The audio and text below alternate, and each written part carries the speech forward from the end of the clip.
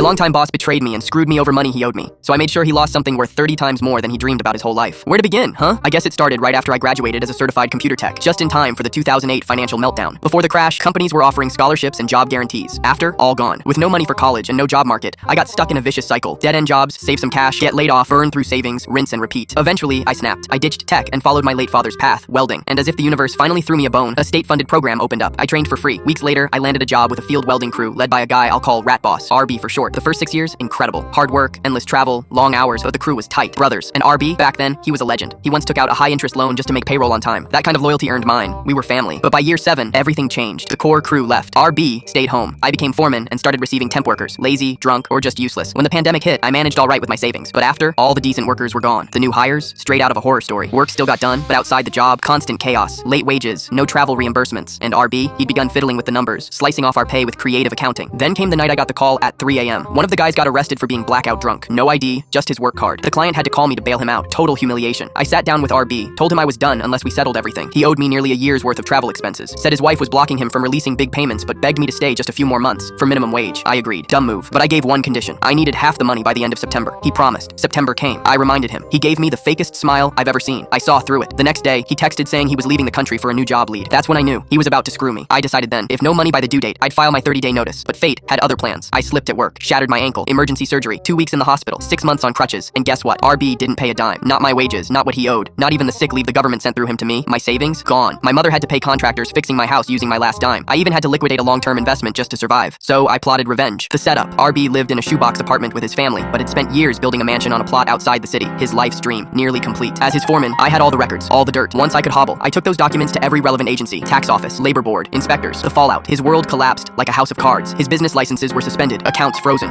forced to fire every employee and pay severance, which he couldn't. He filed for bankruptcy, lost his dream home before even moving in. He's now stuck in that cramped apartment, unemployed, blacklisted, family in ruins. He called me once the hammer dropped, screaming, cursing, begging. I calmly told him, we're done. All communication goes through the labor office now. Click. I only recovered a month's worth of sick leave from his bankruptcy, but that's fine, because I got something better. Closure. He betrayed me after 7 years of loyalty, left me broke in a hospital bed. So no, I didn't go eye for an eye. I took his entire face for an eye. I stand tall now. He's buried beneath the rubble of his own lies. And when he dreams about that mansion, he dreams from a mattress on the floor, wondering if rock bottom is still somewhere below him.